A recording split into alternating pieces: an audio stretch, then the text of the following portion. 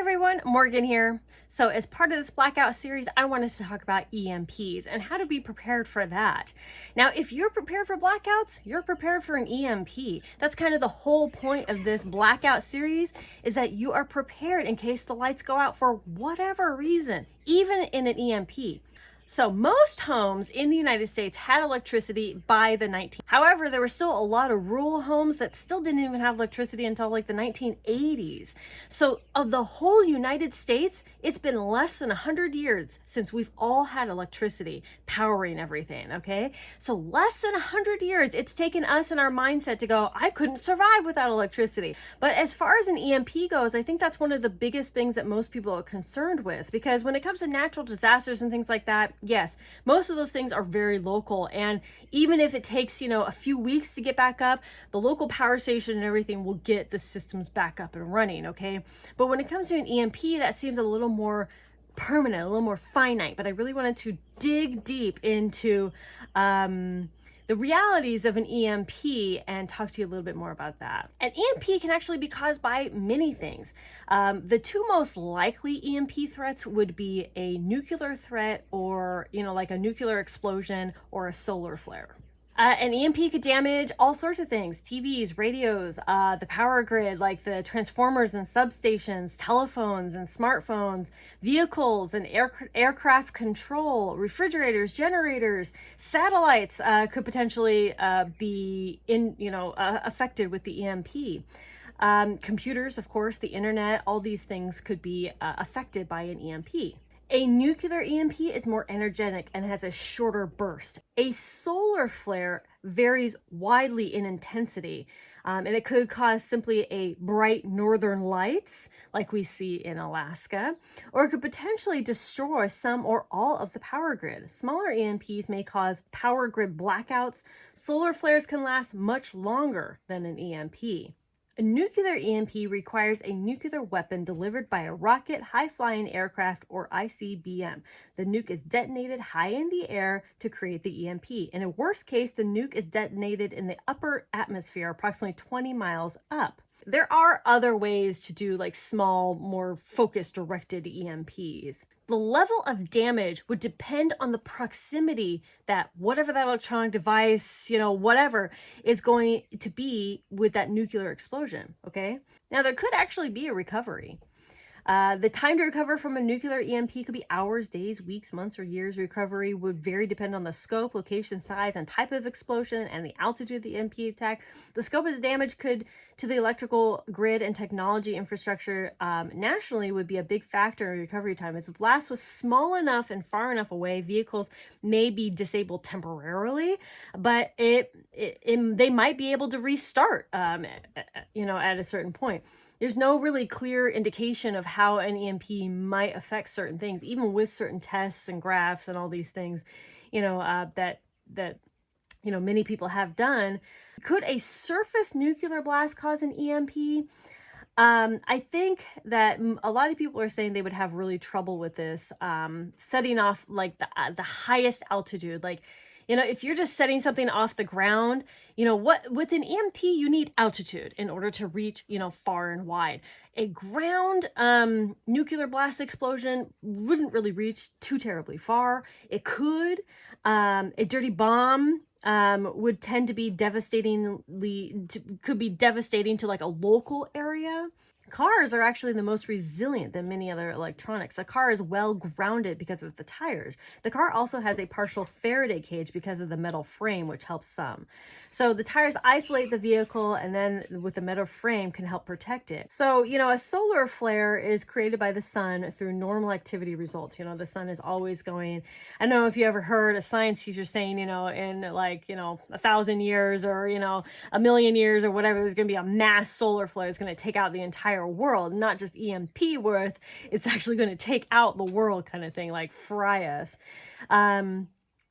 So a very large extended solar flare could destroy some or all of our high voltage the backbone of our transformers, and locally and globally.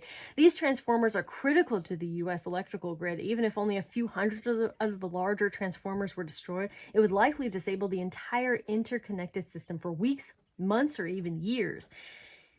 Small electronics could survive a solar flare. Cell towers could, some cell phones may survive. The bigger problem is the power grid damage. An extended solar EMP is a big problem. In general, a large, long-lived solar flare would be far worse than a single nuclear EMP, damaging or destroying satellites and the power grid. The time to recover from a large solar flare EMP could be months to years. The largest recorded solar flare in history was in 1859. It lasted multiple days and impacted the entire planet. It caused telegraph wires in the United States to burst into flames, starting fires along the telegraph lines. Telegraphs continued working for hours, even after being unplugged from the batteries that powered them. For 2 days, the Northern Lights continued, and then it faded after a couple days, but it was like really big for a good couple days. A repeat of this event could be disastrous to our electronics, dependent on our modern environment, impacting part or all of our planet. The scope of a larger flare would be devastating. But could we come back from it? Absolutely. Again, it might take days, weeks, months, years. It depends. But I'm not sold on the fact that an EMP is like some apocalyptic end of the world thing. We are a species in which, yeah, this bad thing happened, but we're going to come back. Okay. It would have to be so devastating in which, we just didn't have parts anymore, or or the EMP. I don't see a situation in which an EMP happens, whether it is nuclear or solar, in which we're going to be without, electronics for, 10, 20, 30 years. I think it could take a couple years for these things to return, but I absolutely 100% think that humans will push on, and figure ways out to deal with it in the meantime. And in the meantime, we're also going to be working on ways to get it back, okay? Because that's our society, but we'll live through it too. And that's the whole point of this series, this blackout series, is to prepare you for whatever, whether it's blackout because, a power line is down, or it's a blackout because, a freezing temperatures like what happened in Texas, or is a blackout because, a windstorm came through, or it's a blackout because of a hurricane, or it's a blackout because of a tornado or other natural disaster, or it's a blackout because of an EMP.